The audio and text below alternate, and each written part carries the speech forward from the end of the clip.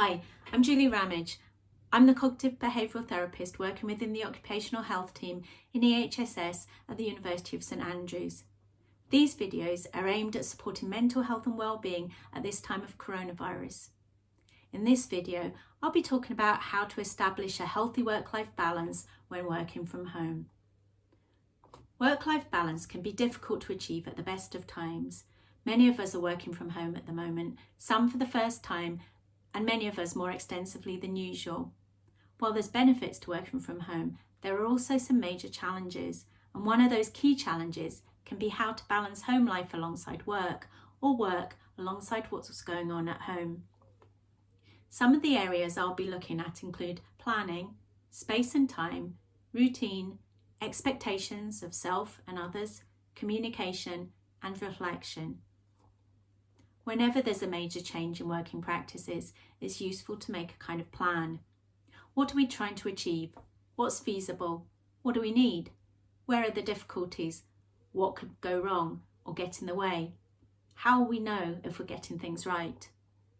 One of the basics is having time and space to work. A designated space like a spare bedroom or an office is ideal.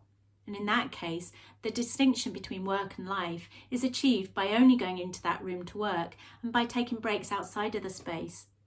For many though, a corner of the kitchen table, a desk in the bedroom, or even working from the sofa is more realistic.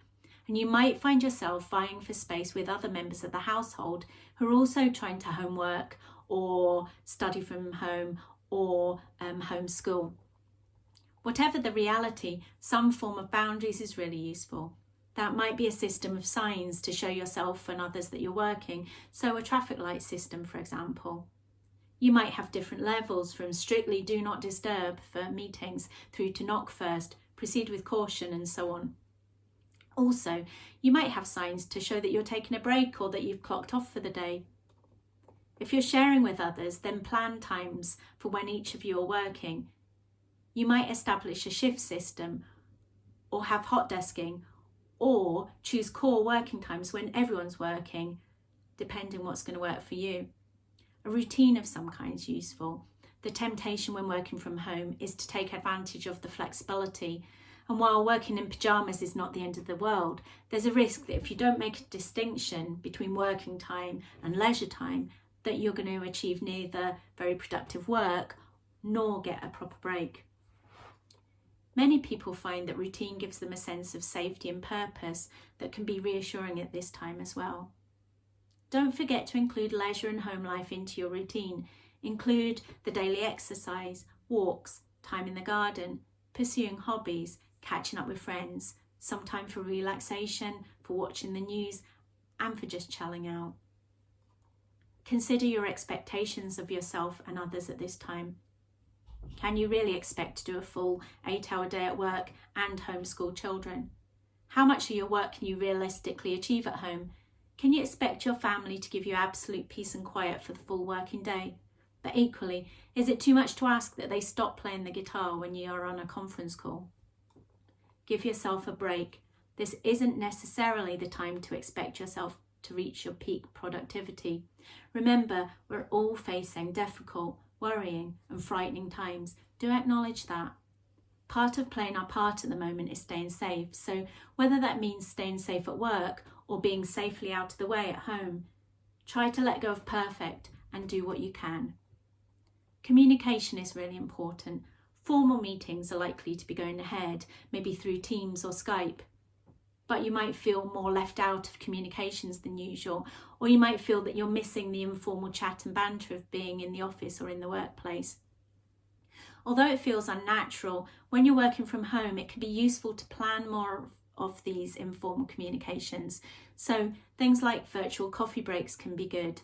Send invitations out in advance so you know who's available, and it works well if you keep them quite short but reasonably regular. At the same time, be aware of the temptation of being available 24/7. There's very few things that are so urgent you need to respond immediately, and in normal times you're not constantly available, so resist that pressure to be so now. As well as communicating with others at work, you might decide to call a family meeting. Listen to what others feel they need and be prepared to ask for what you need, as well as to compromise to accommodate others. It can be tempting to assume others know what we need and to regard them as being annoying or thoughtless when they act otherwise. Now's a good time to address boundaries and needs. Try to be clear about what you need, while at the same time try not to take things too personally when others tell you about the space and/or time that they need. Get others to help solve problems. Children, for example, can take on appropriate tasks. They can help design systems for managing time and space, as well as reminding you to take time for life as well as work. This is all new, remember, and you're not going to get it right first time. Take time to reflect on what's worked, what's not working. Involve others in this where appropriate, and be prepared to revisit your plans and change your routines until you find a new normal that suits you. Take care, everyone. Stay safe.